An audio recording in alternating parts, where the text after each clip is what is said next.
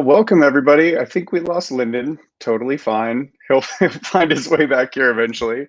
Everybody, thanks for joining. Portland Cocktail Week, distance learning, special edition Negroni Week, day 2. So excited. We've got a lot going on this week, today, all the time really, but we're really excited today to have a couple very special guests that are going to speak to us about running bitter beverage programs, if you will, and that experience in different places and in different ways too, which is really great because obviously, as we've seen with multiple bars around the country, everybody does it in a different way. And I think especially coming from an Italian culture background, bringing that to an American palate is different for everybody. So, and every city is different too. So I think we're going to have a nice little conversation today about how that happens. And I'm going to do a quick introduction for our panelists, and then we'll get into it. So in my screen to my right is Kendra Anderson. She is the owner of Bar Helix in Denver. I was looking through your bio and I am very impressed because not only are you an advanced sommelier, which by the way, I failed my theory, don't tell anybody. So I've taken 11 years off to take to take it again, which I probably won't. But you have a really impressive resume of, culinary school grad, owning and operating a catering company, a wine consulting company, and then also, owning and operating this bar of bitter beverages since 2017 in Denver. So thank you for joining. I'm really excited to have a conversation with you about all of this and to share our love of these bitter things. So thank you for joining. Thank you. Yeah.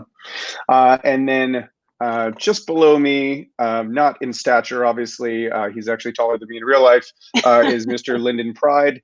Linden comes to us from Australia, where he ran some of the best bars and restaurants.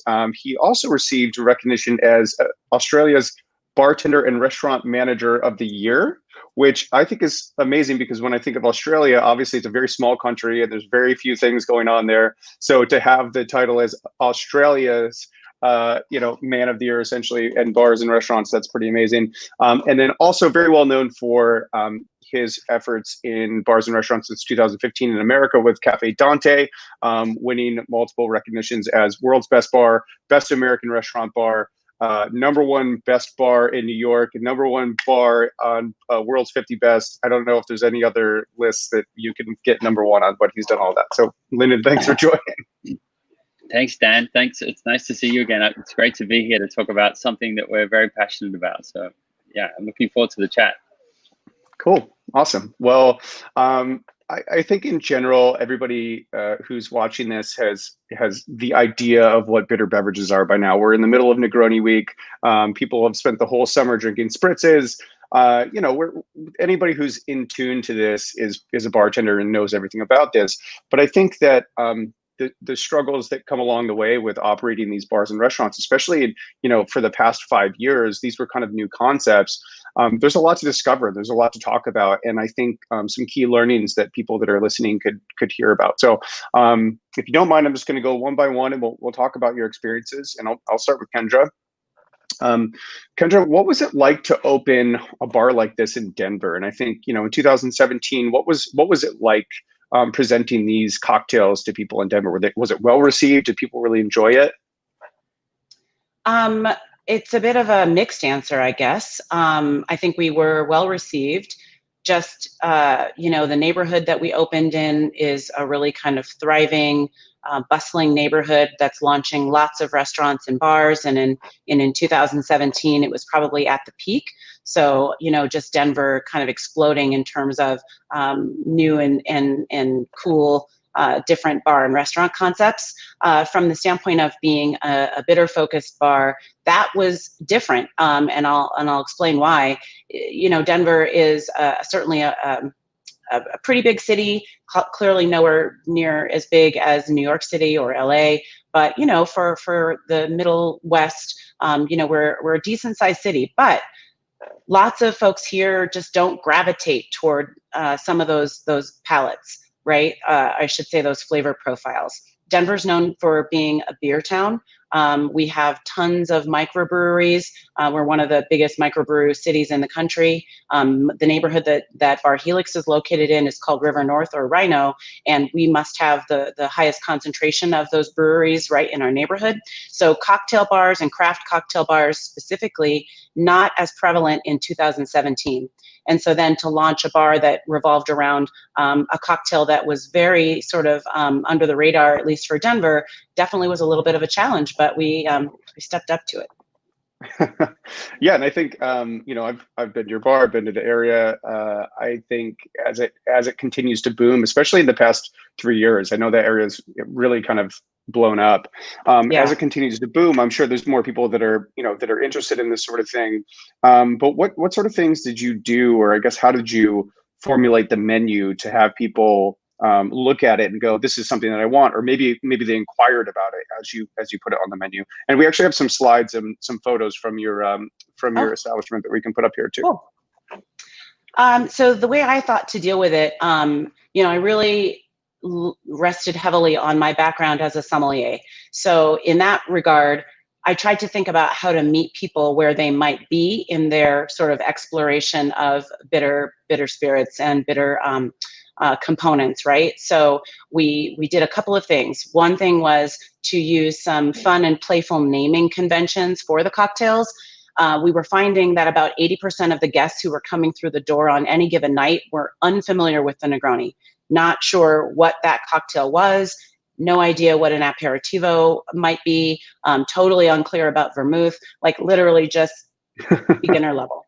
And so that was okay. I mean, I think I knew it was going to be a bit of an educational process. I certainly didn't expect it to be quite that high of a number. I was anecdotally asking every guest, you know, what's your experience with the Negroni? How do you like them?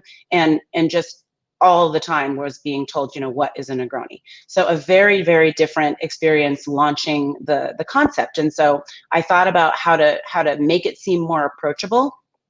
And as I mentioned, you know, we named the cocktails kind of some fun and playful names, and tried to distract people from feeling a bit out of their depth or overwhelmed by terms that they weren't familiar with. So that was probably the biggest thing. And then from there, as I mentioned, you know, leaning back on my sommelier experience, I tried to gauge people's level of comfort and familiarity with bitter flavors. So for me, I began asking, and I instructed my staff to do the same. You know, let's ask them, how do they like their coffee?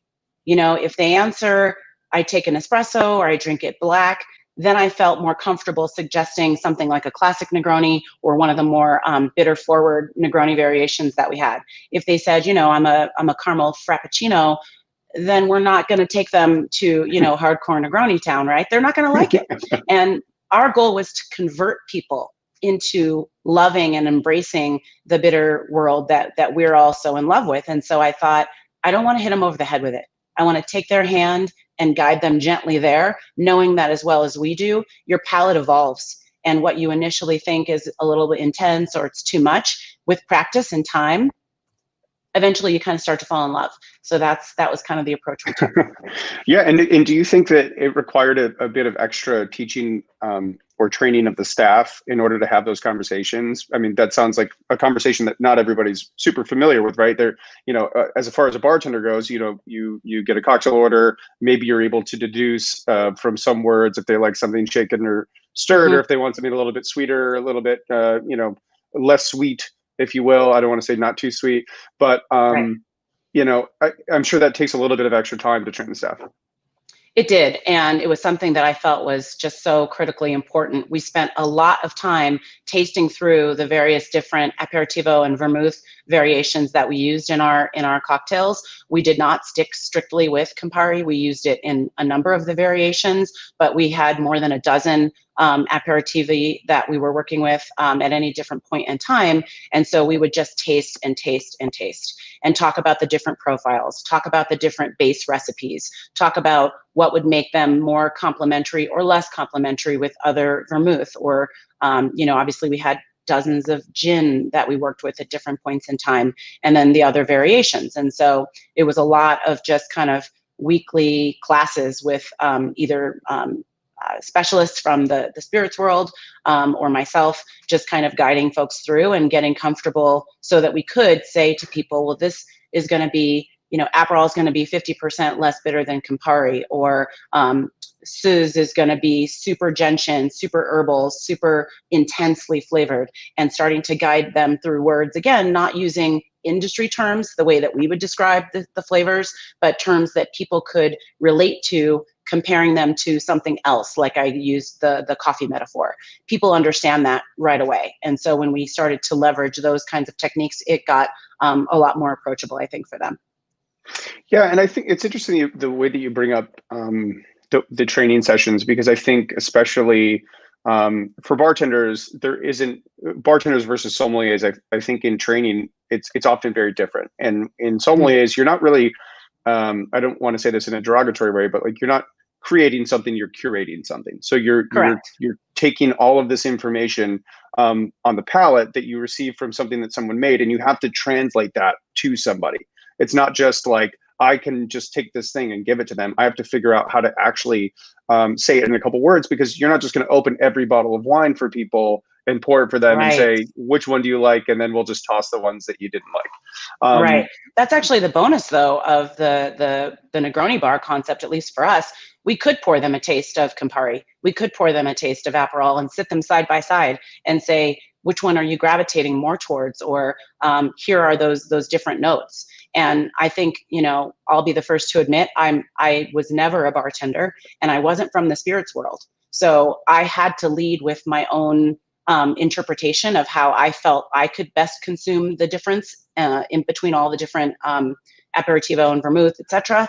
And I just, I guess I had to just lead with that. I had no other choice, because I didn't know another way to do it. And so, yeah, I mean, I was never the most qualified person in the room when it came to the spirit side of it.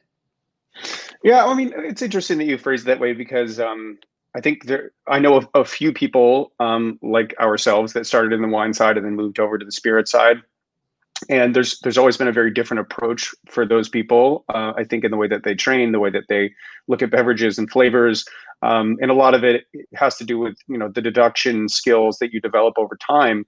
I think qualification is an interesting way to look at it, which a lot of people use that word because it makes the most sense. Have you been a bartender? Have you worked in a cocktail bar? But I think there's some other things that are very valuable about it that do make you just as qualified, if not more. And a lot of it has to do with how in tune with your palate are you? Do you really understand flavors?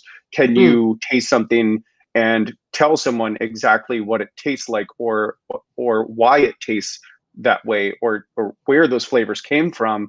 And I think for a long period of time, before I even got into the cocktail side of things, the understanding of where things come from wasn't really the first thing bartenders even thought about. It was just, I have some gin back here, I've got some rum back here, I can make a Negroni, I can make a daiquiri.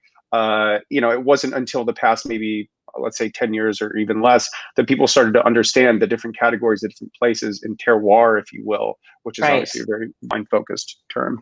For sure. And, it's interesting that you reference that, and thank you for kind of reminding me that is what I had to, kind of refer to. I think the most important thing about making a balanced cocktail is understanding your palate and trying to make sure you can discuss with the guest how their palate is going to receive something. And so, yes, you're absolutely right. Training as a sommelier and working in the wine business for, a dozen plus years, I did feel super confident about that. I absolutely knew that I could talk about what the, how acidic the drink was, if the drink was balanced, what the, kind of sweetness profile might be. And bitter is something we discuss and work with a lot in wine. So that, and again, that's kind of what led me to deciding to open a Negroni focused bar. I fell in love with both, all the various different aperitivi as well as vermouth. Those are both, I came from the space of wanting to start a bar and have a bar that revolved around grape-based spirits. So that was actually my initial motivation. And it was all, and honestly, because I hadn't been a bartender or been trained classically with a spirits background, I could make a Negroni. I could actually make several different Negronis because of, you know, the limited number of ingredients and frankly, not a ton of advanced technique. But yeah. Well, it's No funny. shame, people. I'm sure there is very advanced technique. I think you guys know what I mean. No, In the simplest format, it's pretty straightforward. I know exactly what you mean. And actually, the session that we had last night, I'm trying to remember. I think it was Chelsea Gregoire that said this. We were talking about cocktail recipes, and as you're learning how to bartend and memorizing cocktail recipes, and something to the effect of having to like Google cocktail recipes in the background. And I was like, I can guarantee you, every bartender that has ever watched this has gone in the back and had to Google a cocktail recipe and walked out like, oh, yes, this is where that bottle of vermouth was in the back that I didn't know was back there that I needed for the cocktail that I absolutely memorized. So, well, I can't wait to hear from Linden, but when I was opening the bar, I had no staff. So I didn't have a bar manager. I didn't have someone writing my cocktail program. I wrote the initial set of Negroni variations. And so just to your point, I literally could only create the ones I knew how to make. I had to be able to, I was like, if I can't find any staff, I might have to make the drinks. What am I going to do? So it just had to be really simple. Well, Linden will probably tell you that his Australian bartender of the year was totally fake and also was not actually a bartender ahead of time. So No. he had to fake it till he make it too, you know? Sorry, Linden, I didn't mean to just throw you under the bus. Yeah, you're taking the fire away from my chat about Dante in a minute. Well, he's gonna come from this. It's gonna be like from Olympus. He's gonna be like, and this is how you do these things up here. No, I'm just kidding. I love Linden. He's actually a very humble man. So I'm very excited to have you both on here. Well, I mean, Kendra, I think it's interesting. You know, that progression is probably a very similar story to a lot of people in our industry, whether you're a wine professional or a bar professional or whatever it may be. The way that we look at our industry is where have you worked and what have you done? And there isn't as much of the, well, I went to the ABC bartender school, so now I'm qualified to work in, the best cocktail bar in the world. And it's a lot of, you have to go through these steps in order to get there, and you have to learn these things in order to get there. And we're all going to go through those phases. And I think there's this kind of like veil over this, well, the best bartenders in the world were born with this, this skill, this ability, and that's not the case. Everybody had to learn, and everybody was a first day bartender or a bar back or whatever it may be before they ever got to that point. And I think that your story is more similar than dissimilar to a lot of people, just in a different way.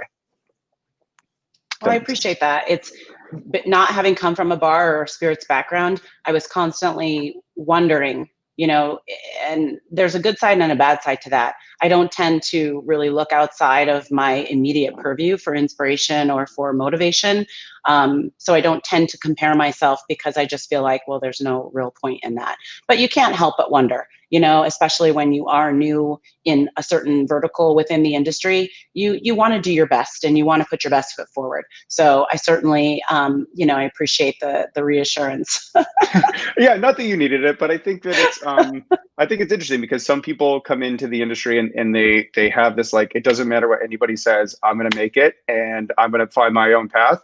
And then there's people that are constantly seeking approval, which is not a bad thing. I mean, everybody has their own way, but I think the way that you went about it was very much like, well, I'm going to do it my way and we're going to make it work. And along the way, it seems that you've learned quite a bit. You've obviously, you were able to create this bar that people enjoyed coming to and enjoyed the cocktails. So it's not like you lasted, a week and then you were like, I'm out, I got to go, guys. See you later. Well, and I will say that a big piece of my motivation ultimately was the very clear, certainty that Denver did not understand or appreciate this cocktail. And, whiskey is great. And I would say that's probably the predominant focus for a lot of the bars in our city. But I rarely saw, a lot of Negroni variations on any cocktail menus. And I didn't really see people enjoying Negroni cocktails. And I just thought that this is so bizarre. It's literally the best cocktail ever. Why is this not more of a popular thing? And this was, obviously way before I opened. And certainly now over these years, I've researched and Googled and seen that it is the #2 cocktail in the world. But you tell that to someone in Denver and you could knock them over with a feather. They just have no idea. And it's fun. It really makes the job a lot of fun, because you get the sense that you truly are changing people's worlds, you know, sort of one cocktail at a time, not to put too much, you know, importance on beverages, but in this, especially in these times, you know, the little bit we can do to give people a smile or push them outside their comfort zone in a way that gives them a sense of, you know, feeling alive and having fun. I'm super psyched for that. Yeah, and I think especially, like, I've obviously been to Denver. I've been to cocktail bars in Denver. I definitely see the whiskey influence. I see the beer influence as well. Yeah. I've been to many breweries there, and I think this is also a time where I hope anyway, where we're all living in the same industry, right? And we're all going through the same stuff. And whether we're a cocktail bar that's whiskey focused or whatever it may be, right now what's happening is happening to everybody in every industry. And I really hope at some point in time, not every industry, every category of our industry. And I really hope that we come out of this as, I don't want to say better friends, but able to share information, able to be there and back each other up. I think a really good example was the guys from Death and Company put out this is how we're going to open back up. These are the restrictions that we have to follow, and these are the guidelines, and we're actually going to give you all of our information, because it's not just our information, it's everybody's.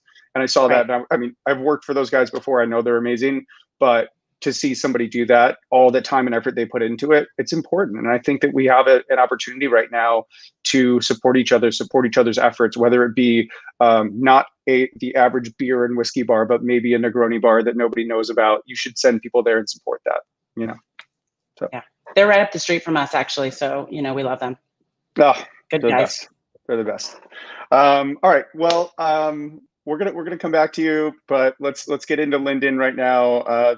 Don't worry, Linden. This isn't like a fire sesh where I'm just gonna be like, tell me about it. Now I want to know, how did you do it? How did you get to be the best? I love it. No, it's gonna be the quick fire. Campari or Milady. Yeah. So Linden, obviously, you know, all jokes aside, obviously, you know, we've spent some time together. I really enjoy working with you, not just at Tales of the Cocktail, where we're running around crazy, sweating, trying to prep garnishes and cocktails for 500 people for 1 hour. But you know, obviously, I've been to your bar, and the space that it's in is actually one of my favorite parts about it. One of my friends, also industry professional, his mother used to live above Cafe Dante, and she would tell him stories about what Cafe Dante was like, you know, 30 years ago or something of that nature, 30, 40 years ago. So what was it like opening a space in a historic building that already had a little bit of history to it? What was it like coming in and revamping that? It's a great question, Dan, and something that I don't think we're able to really prepare ourselves for. And I don't think you really ever know what to expect as you know, as a private enterprise, you know, a privately owned business, as it steps into what is really a public institution. You know, that people in the community of Greenwich Village and throughout New York have such a sense of custodianship over some of these wonderful old cafes and restaurants in the city. And you know, New York was a city that drew me to it for 10 years before I moved here, because I wanted to come and engage and participate and be a part of some of these wonderful old hospitality institutions for inspiration and I guess for almost like a grounding. And so to come on the other side of it and take over the responsibility of a historical space came with it a lot of responsibility and yeah, some unexpected challenges. But I mean, I think that, you know, unbeknown to us at the time, you know, much to Kendra's point, you know, we didn't open Dante with really any staff, and it was you know, a very small group of people, my wife and I included, who were on the floor every day, kind of running the business. And we did that from a monetary standpoint because we couldn't afford to staff it any other way. But what that actually enabled us to do was to be customer facing to them at almost every hour that we're open. And you know, initially we had quite a bit of pushback, because people as people do anywhere around the world, but particularly in New York, when you pull down the shutters for a couple of months and there's something going on there and there's some articles about a change of ownership, everyone wants to poke their head in and see what's happened, and everybody wanted to come in and have a look around and and then walk out again. And we were kind of desperate to get them to engage in the business and start to support. And a lot of people would come in and say, this is where I met my wife. This is where I've been coming here for 30 years for Zabbioni or my 4 o'clock coffee, and like, what have you done with the place? And we had to win each of those customers back one by one. And to be honest with you, there was a lot of initial resistance. So I mean, it was very challenging. But I have to say, on the flip side of that, a lot of those people who we met and the community that we built in that time, interestingly for me, were a lot of the people that came back and really supported us through COVID. And that was the same community, that core neighborhood community that we worked so hard to win over and to engage with, that continued to support us over the last 5.5 years, and particularly made an effort to come down and support us during COVID. So when you first opened and when you first started this, were there anything, any of those items that you changed that you were like, we can't go back? We have made this change. We have to stick with it, even if 100 people come in and they say this isn't the same, and I don't like this one particular thing. Did you have it in your mind? You were like, it doesn't matter what anybody says. We're gonna guns a-blazing. We're going straight ahead with this. It doesn't even matter. Well, I guess the way that we approach it, and the way and still to this day, the way we think about our business is, we weren't so concerned about whether our tiramisu was as good as it used to be, or if it was better, or whether we had a larger range of drinks, obviously, which we did, because we come from a very strong bar background. We wanted to make sure we had, we were aiming to be one of the best aperitivo style bars in the country at that point. We weren't concerned so much about the offering. We really wanted to focus on how we made people feel and how we looked after people. And I think that as long as we could bring people in and sit them down, we were confident that we could win them over with our hospitality. And I think that the menu offerings or some of the other things that we were piecing in around the concept to make sure that it was viable, we're all pretty adaptive. But it was really, I guess, this sense of really welcoming people and having them be a part of what we were doing that was something that we couldn't compromise on. And I think that the pressure from the community to be as good as their memories were of Cafe Dante from 30 years ago, even if those memories may have been tainted or maybe weren't 100% gospel, we knew that if we won them over with hospitality, and making them feel good about being a part of, that time that they spent with us, that they would come back and we would be able to build something special with them. So I guess the one thing that we didn't want to compromise on, and I remember thinking this during those days, was, the previous owners of this cafe were immigrants. It's not a New Yorkers only club or whatever it was, which we kind of felt at the time because of the pressure. I mean, I remember a newspaper article came out and said, "Oh no, these Australians have taken over Cafe Dante. Look out for avocado toast and flat whites." And I mean, ironically, they're probably two of our top selling items, which is funny. But but it's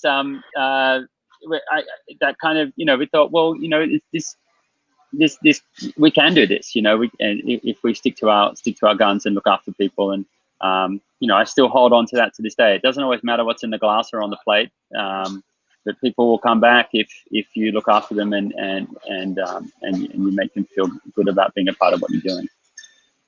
That's awesome. And I think, and by the way, I'm not mad at avocado toast. I will totally eat avocado toast. I know it's the hip thing or whatever. Give it to me. I'm down. Yeah. Right. Yeah. I'm the same. But I think that's these are very fine examples, both of you, of the struggles that people face when they're opening a small business, and especially a business that is either completely unique or new to the space, or a place that you have to completely take over, that has a lot of memories, and you have to uphold that standard along the way. But you both handled them in ways that I think are completely admirable, but also it just goes to show you that this is what the hospitality is made out of. It's hospitality industry is made out of. It's literally about taking care of people. And if you can find a way to communicate with people what it is that you're trying to do, and the love that you have and the passion you have for that thing, then that's really where we have to find the space. And I think both of those are very great examples of that. So thank you both for. Sorry, I was going to say, Dan, I mean, what I find interesting just on that topic is, there's been talk about how our industry is going to survive and what's next and so forth. And that's not to, and I don't mean to discount the catastrophic impact that a lot of these shutdowns and COVID's had on our industry. But, that sense of hospitality and breaking bread, coming together and being able to share an experience is like quintessential human nature, and it's so visceral in a way that you can't replicate, and I think that if you're providing an environment or a platform for friends to come together, or family and connect over quality food and great drinks, that's timeless. And and I think that that's ultimately, I think, the core of all our favorite restaurants and bars around the world, whether they're serving Negronis or whatever, martinis or whatever it is, and I think that we got a very deep immersion in that when we first opened Dante, but initially I was afraid or intimidated by these locals who used to be coming here for so many years, but it turned to the point where we now embrace them as part of an extension of our family, and that's the wonderful, special thing about the hospitality industry. Yeah, I mean, I think this week, especially now that we've switched the focus of Negroni Week to our industry, the main reason why people are even focusing on this, and the main reason why people are pitching in and helping, is because this is something that we absolutely need. And I think in the last few months, people have been sitting in their home. You've seen it all over the place. People talking about the need for the connection to one another, or even not even to connect with one another, but a space to feel welcome. And I think our industry is a very unique and special one in that, maybe we're not necessarily quote unquote saving lives, but in a way we kind of are. We are giving food, not just food sustenance, but also energy and the good vibes that people need to get through their day. And I think the establishments that do the best and are the best are the ones that provide it at the highest level you possibly can. So I think, to your point, you're 100% spot on. It's one of those things that, as an industry, the better you are at that, the more we need you around. So hopefully we can continue that. I actually think, you bring up an interesting point. I think that, when we started talking conceptually about what we want to create with Dante, and what we continue to strive for at Dante West Village in our new location, is this sense of a transportive experience. And that doesn't mean that it has to be into another galaxy, but it means that when people choose to share their time and ultimately, I guess, their money, but they share their time with us at Dante, or purchase something from us to take home, we take that as our responsibility to be able to give them an immersive experience that takes them out of their everyday and connects them to something more emotional, whether that be memory, whether that be a celebration, or what have you. And I think that, our role in the hospitality industry through COVID has I think only kind of accentuated that point, and I think, we continue to trade throughout COVID at McDougal Street for delivery, and we serve hospital meals from our kitchen, and every day, Natalie and I would look at each other and say, do we keep doing this? Do we keep going? Like, is this the right thing? And every day we would be overcome with the outpouring of support from our local community, saying, just thank you for giving me an opportunity to disconnect from my day where I've been locked inside, or I've been locked inside for weeks, and just reconnect to something that makes me feel good. And that kind of is such an important role to play, not only the nourishment in terms of great quality food and looking after people, but also that emotional connection to their general well-being. And that throughout COVID has been probably one of the most stark learnings, or I guess relearnings for us. Yeah, and I guess that would probably, I mean, for me, that would provide the energy that I need to persevere and to get through it. I think if the type of people that we all are the type of people that connect with people and experiences and want to provide that for people. And I think even for myself throughout this time, you know, I don't have a place to go. I don't have something that I can provide people physically, but the thing that we tried to do as a company this entire time was stay connected with one another, obviously, in any way that we possibly could. So whether it be weekly conversations or, you know, teaching techniques or whatever it may be, but also just having that opportunity for people to be with one another. And though we can't physically, which is probably, you know, that's the peak that we could get to, it's also nice to experience what's happening with other people and know that everyone's going through it and that we're going to get through it together. And I think one of the most difficult parts has been the patience that it requires to get through it, because all we all want to do is just get right back to each other and get back to serving one another. So I think as we continue to do this and learn through this, I hope that people will come out of this understanding how deeply important this industry is, and the services that you all provide to people are. Because it's become very apparent to me and hopefully to everybody else.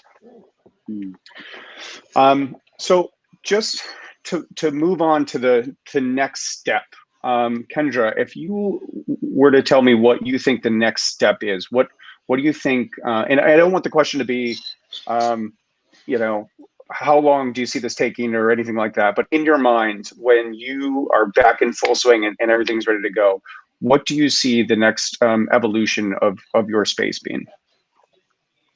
Well, that may be the $1 million question for myself and my team and so many of us in this industry. I don't know how much you know about what we did this summer, Dan, but we actually opened a new restaurant. So Bar Helix has technically been closed since the middle of March, aside from the takeout delivery cocktails that we did between the middle of March and the end of May. But in the first week of June, second week of June, I actually opened a summer-long pop-up called Cabana X at Bar Helix, where we sort of embraced a slightly, or I should say really a very, very different model than what Bar Helix was.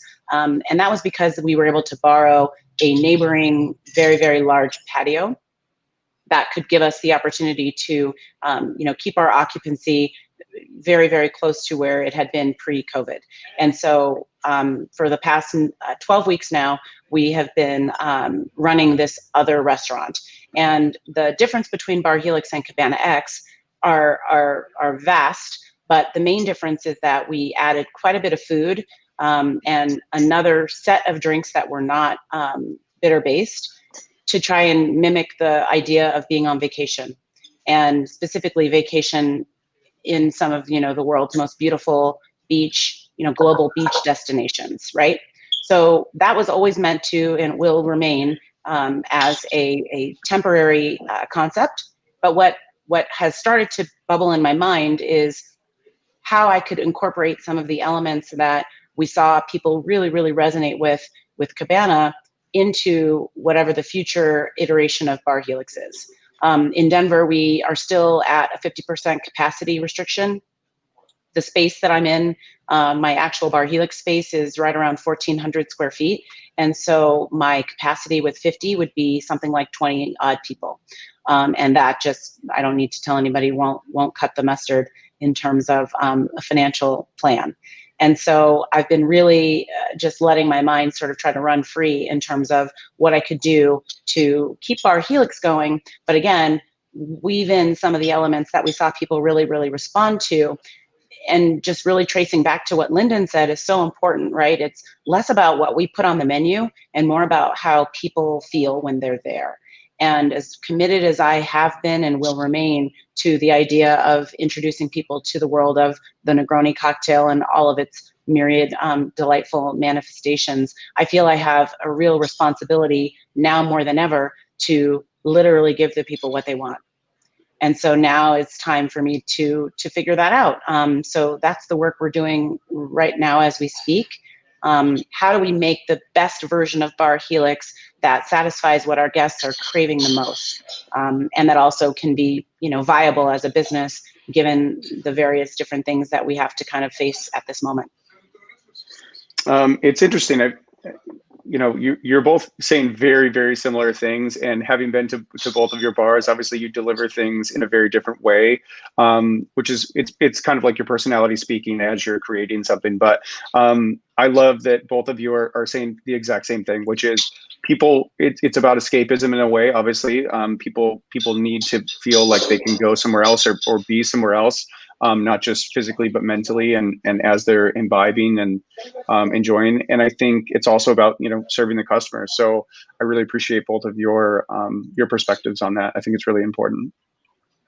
Yeah, and Bar Helix had a very specific feel, as you might recall, right? It was very dark, very intimate, meant to conjure up sort of sexy, tete-a-tete type of interactions, none of which necessarily translate super well in a distanced environment, right? And rather than try to re-engineer the vibe that Bar Helix was very intentionally created to produce, I think it's more important to not be so married to what my initial vision was, right? Because it isn't really appropriate. It's not even the space that I'm craving as much as I miss it. I want to be in a place that feels more open, that feels more, literally more open, just more airflow, a bit more space, all of those things. And so, how do I do that? How do I stay on brand to the extent that we have a brand, but also, meet people where they are now, which is not necessarily craving that same experience. And that's the never-ending hustle of entrepreneurship. I know that Linden understands it well, and I call it changing the tires on the moving freight train. So we'll be working on that. That is very good. One of my bosses, Linden, Steve has he has a phrase that is, we're constructing the plane as we're flying. So so true. Yeah. And whether you're in hospitality or you're in the spirits industry and marketing or whatever it may be, everybody feels that, but probably never as much as you do in an actual physical space where you're providing a service for people. Yeah, for sure. Linden, let's talk about what's happening with Dante, because you now have two Dantes, and yes. if you wouldn't mind also kind of going back in time to talk about Dante, the actual second Dante, which is no longer, and then the new second Dante. Sure. So here we are, nice little slide. Okay, so we started a 12-month.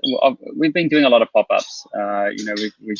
We've been doing pop-ups, I guess, all over the world, and that was really an opportunity for us to give our staff the chance to travel, and for us to also be able to extend our brand and in different corners of the world, and bring that Dante experience, and also to be able to bring certain influences back from wherever we were, and we had the opportunity to, I guess, set up one of our pop-ups for more of a medium term down in Little Italy, partnering with the design company here in the city, Avrico, and the space was Dante at Genuine, and we kind of used it as a testing ground to kind of try out some new kind of drink styles, and I think that the thing that was most appealing to us with being kind of a historical brand in Greenwich Village was the opportunity to start to try something out in Little Italy, which was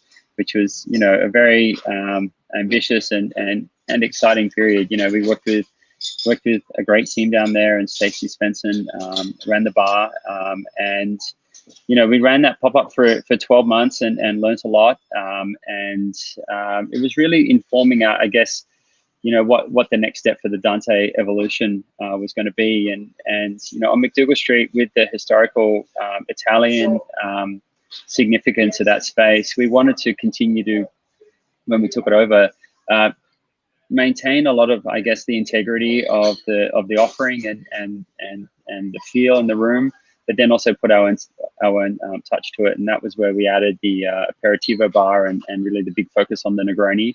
And I guess for those of you who haven't been to the space on McDougal Street, you know, it's a small little spot. It's 900 square feet and you know, 65 seats, and we really focus on antipasti, pasta, Negronis, aperitivo. And sort of, I guess, over the years, we, you know, there was still a lot of work and there was still a lot of avenues of this kind of drinking style that we wanted to explore, and we tried out different campaigns, that we like to call them, through our time at in Little Italy, and then also our time at McDougal Street. You know, a couple of these campaigns were annually we'd run a summer of spritz menu, with the Aperol spritz kind of being the initial hero, but then also fleshing it out to have a range of different twists on spritz style cocktails that we would serve through the summer months. And it was very well received and incredibly popular, and people continue to request some of the spritz cocktails through fall and into winter. And the other one that we started sort of playing around with, that again sort of was quenching our sort of deep passion for the martini, was martini hour menu. And we first sort of tested that out with a pop-up we did in the city at Gramercy Tavern. And it was incredible to see people at you know, 2:30 on a Monday, Tuesday, Wednesday afternoon, kind of lining up to come in to try a range of different martinis. And so with those two drink categories, we thought, well, let's you know, as we evolve this Dante brand, let's keep a lot of those core hospitality and design features that define the brand. And let's still have a nice range of Negronis, but let's sort of do a deeper dive into these two other drink categories or campaigns, the martini and the spritz, in the development of our new space, Dante West Village. And let's pair it with a style of cooking that you know, we're very passionate about, which is on a wood fire grill. And you know, so we kind of started piecing our concept together based on kind of those three pillars: a wood fire grill with seafood on the grill, inspired by, you know, coastal Mediterranean, you know, like a deep dive into the martini and a real celebration of the spritz. And I think that when we think about the two Dantes, when you come here, I think that we still approach a lot of, you know, our approach to hospitality is the same, and the way to look after people is the same. And there's some commonality in the menu offering, but there's obviously these kind of distinguishing aspects. And I think, considering we're 10 minutes walk from each location, I think it's nice to be able to have, I guess, that variety. And I mean, like Kendra mentioned, you know, we opened this space, which I'm sitting in. I think you can see people kind of running around in here at the moment. At the end of June, and you know, like you mentioned, what's next? I mean, for us, it's like, for the love, like, give us indoor dining. I mean, it's absurd that the whole of New York State, with a transmission rate under 1%, can have 50% indoor dining, and they've held us up this long to finally give us like a tiny nibble at 25% at the end of this month. So anyway, I digress. The not really. Not really. Yeah, no, it's very on point. It's fine. It's completely appropriate. I mean, it's unbelievable, really. I mean, so anyway, look, I mean, we're you know, and look, I will just note that opening a restaurant in the middle of a pandemic is hopefully something I'll never have to do ever again. But you would advise against it. Yeah. Well, actually, you know, funnily enough, I don't know whether I would or I wouldn't, but I have to say the amount of positivity to come out of it is overwhelming. You know, I mean, like people want to engage in something good. They want to support local. And, you know, pre-COVID, we would never be able to serve our local neighbors who come in literally 3 or 4 times a week, like we are at the moment, because they'd be traveling or there'd be tourists in town or what have you. And these last 3 months, and I liken it very much to when we first opened Cafe Dante, but the last 3 months we've been able to get to know our neighbors in a way we'd never be able to do in any other situation. I mean, they literally come and see us 3 or 4 times every week, and have this incredible rapport and base that I hope, if we see a pandemic or something similar in 5 or 6 years, will be the same people that come back and support us based on these kind of foundational moments. So, you know, it's been overwhelming how well that side of this opening has been, despite the city's best attempts to derail us. Well, I mean, perseverance is the most difficult thing that we're dealing with right now. But you two bolts are prime examples of it. So thank you for standing your ground and continuing the efforts. I'm gonna leave it up for any last comments. If anybody has any questions, feel free to put them in the comments. But Kendra, Linden, thank you so much for joining. I really appreciate you taking the time. Obviously, you know, you're both very busy working on this next step in both of your spaces, but I appreciate you taking the time. And I just want to remind everybody who's on the call, Negroni Week happens obviously all week long, but for the remainder of this month, the donations are still available. So if you can just take the time to promote negroniweek.com, it's super, super simple to donate. If you have anyone, regulars, friends, family, anybody that can donate, just send them to negroniweek.com. The donation page is right there. It's a super easy click. And if you want to help promote some of these charities, we've got conversations every single night that are happening. At 5 and 7 p.m. 7 p.m. being a little bit more consumer focused, but the charities that we're highlighting are really, really important. All of the proceeds from the merchandise that's being sold this week, all of our e-commerce partners that are selling product are donating a portion of their proceeds, and then we're matching up to $200,000 this week. So really important to just get the word out, make sure everybody tunes in, donates, supports. Obviously, this is something that's very near and dear to everybody's heart. So thank you all for joining. We got one question. Oh, this is a good one. This is an easy one. Okay, Kendra, I'm going to start with you. What is your favorite Negroni variation cocktail, and why is it a Boulevardier? I think that was focused for me, but yes. That's amazing. Oh God. Oh Lord. I don't think I've ever been asked that question in all this time, which is crazy to think. Okay. I mean, a Boulevardier is way up there for me, but I will actually give shout out to the often overlooked stepsister of the Boulevardier, the Embarcadero. I love rye more than I love whiskey, and that's no secret if you know me. So for me, I'm here for that one all day long. Yep. All right. Linden, what do you got? Oh, you know, I guess I'm a simple man at heart. I love and always have, and I think pre Dante was, you know, my favorite. My go-to drink was always an Americano, and I just love the simplicity and the variable that the way you can enjoy the different types of vermouth, you know, and the different types of bitters in that cocktail. It's just, yeah, it's fabulous, and obviously the little spin with the Sbagliato. I mean, so Sbagliato is a close runner-up for me. Cocktail. Yeah. The only thing I drink more than Negroni cocktails is champagne. So anything involving a true sommelier those are the two things I drink. I mean, that's it, really. That's really all you'll ever see me drinking. So anything with the bubs. Yeah, I think I said it last night in our session, but out of all the bartenders that I've talked to for this week, you know, just asking to make cocktails or whatever it may be, the #1 cocktail that everybody wants to make is a Sbagliato. And I think there's just something to be said about that. Yeah, I mean, it's also one of my favorites.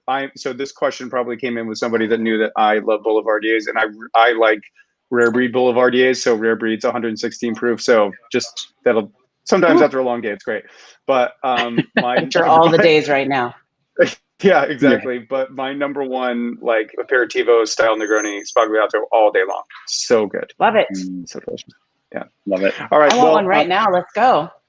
You know what? I'm actually gonna go make some. Linden, are you drinking a Negroni? I thought I saw you sipping on a little something. Oh yeah, it's a clear Negroni. It's a clarified Negroni. Yeah, I got the same one. We must have got it from the same. I used the glass that you couldn't see through. Yeah. Oh, smart. Yeah, no, it's very good. You've done this before. Very good. All right. Well, again, thank you both so much. keep doing the Lord's work, and we'll see you when we can get back together again. Thanks, sure. Portland Thank Cocktail you, Week. Dan. Thanks, Distance Learning. Let's keep going Negroni Week full steam, and let's keep promoting it and getting the word out there and raising money. Cheers. Ciao.